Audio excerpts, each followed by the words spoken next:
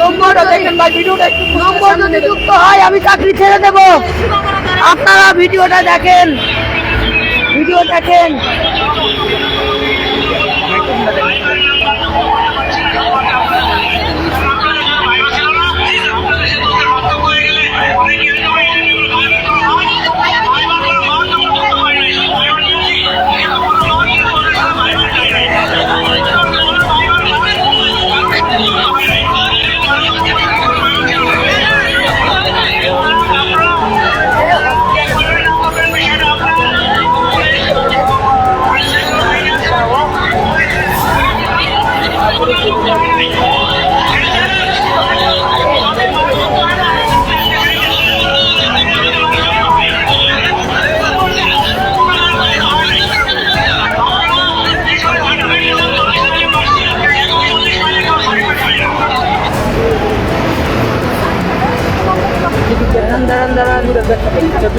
এই ভিডিওটার ব্যাখ্যা হচ্ছে এনটিআরসি এর কর্মকর্তা নিজে মুখে বলেছে, যদি ভাইবার মার্ক যুক্ত হয় আমি চাকরি ছেড়ে দেব। তাহলে সেই ভাই কেন বৈষম্য? যেখানে শূন্যপদ 1,08,22টা, আমাদের এই 83 আর কেউ যদি নিয়োগ দেয় তাহলে ওনার শূন্যপদ থেকে যাচ্ছে।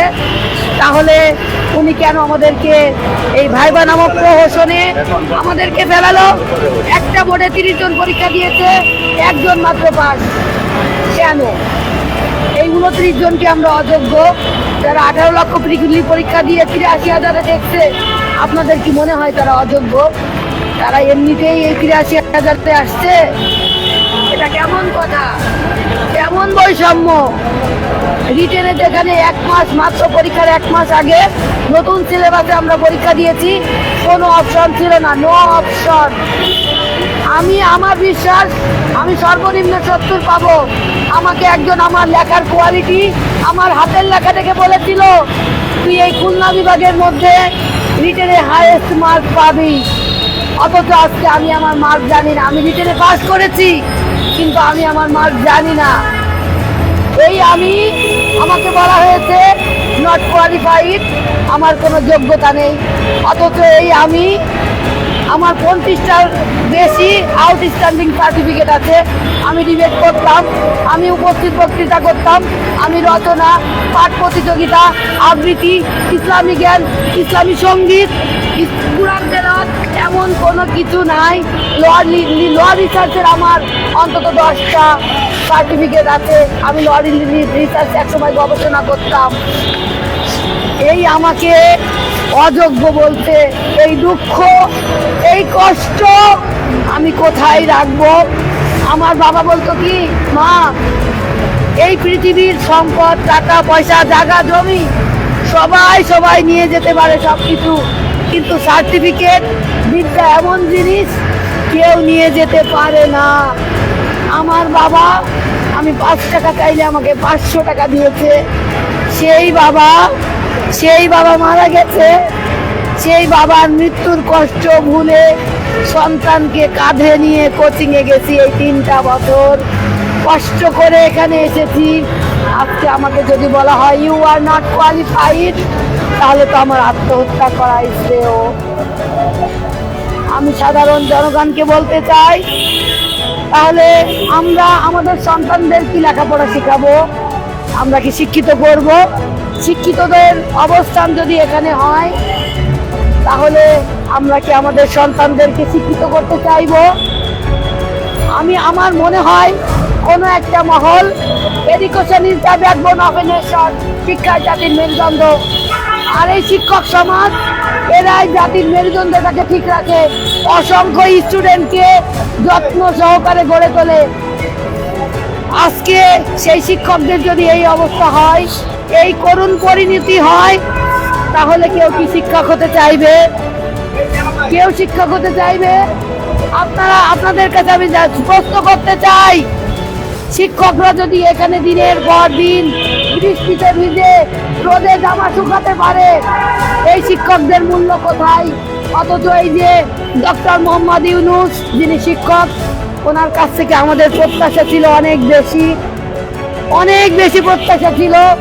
আমরা 3টা মাস আন্দোলন করেছি, এখানে অবস্থান করতেছি। আমি নিজে এসেছি খুলনা থেকে, আমার দুধের বাচ্চাকে রেখে আমি রবিবারে আসি, বৃহস্পতিবারে রাতে চলে যাই।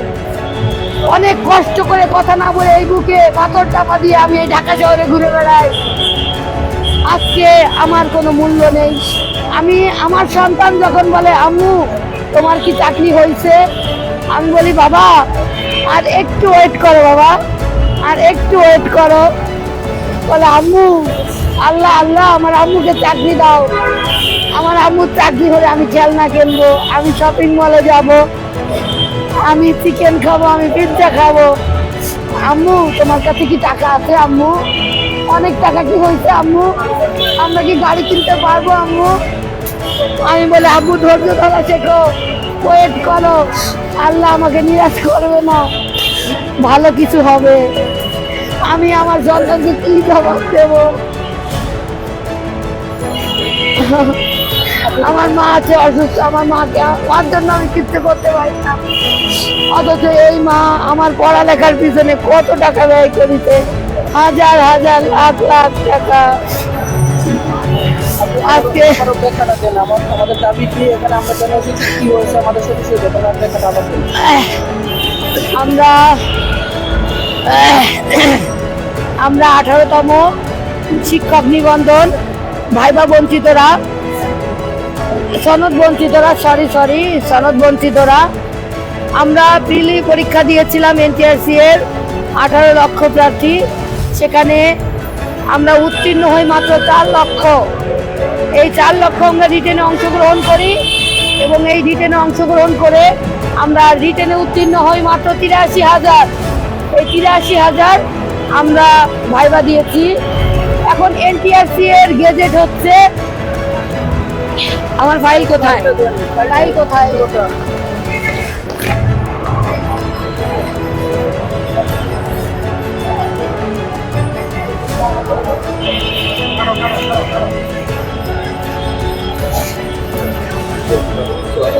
এনটিআরসি এর গেজেট হচ্ছে 40% মার্ক পেলে তারা পাস।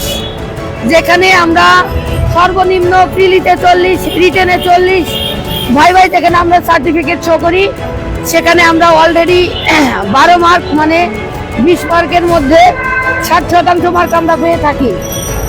এনটিআরসি এতে 1 থেকে 17তমতে যারা ভাইভাতে অংশগ্রহণ করেছে সবাই সনদ পেয়েছে, জব পেয়েছে।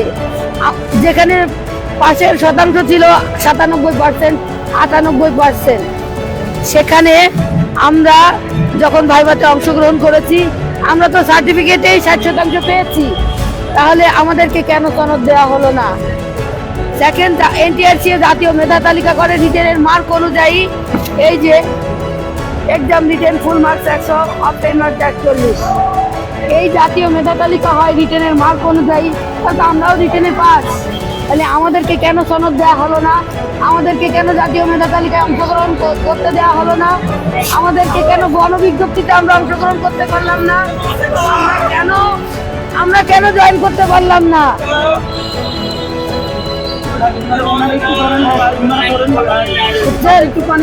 আমাদের একটাই দাবি, আমরা সনদ চাই।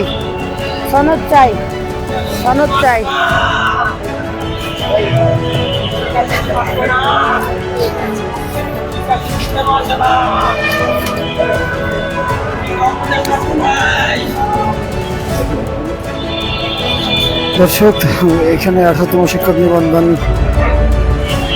পরীক্ষায় ভাইবার যে ফলাফল, সেই ফলাফলে যারা বঞ্চিত হয়েছিলেন তাদের যে আহাজারি, তাদের যে আকুতি, তাদের যে প্রত্যাশা, সেটা আমরা দেখতে পাচ্ছি।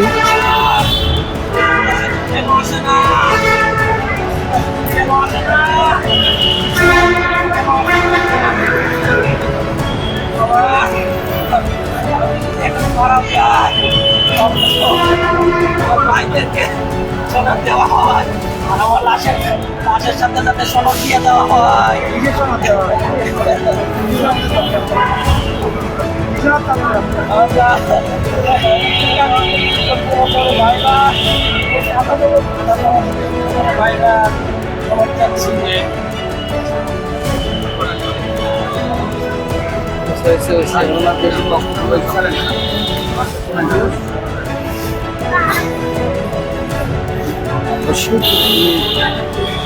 এই আন্দোলন অনশন কর্মসূচি পালন করতে গিয়ে অসুস্থ হয়ে পড়েছেন। আপনারা দেশ পর্যন্ত করতেছেন।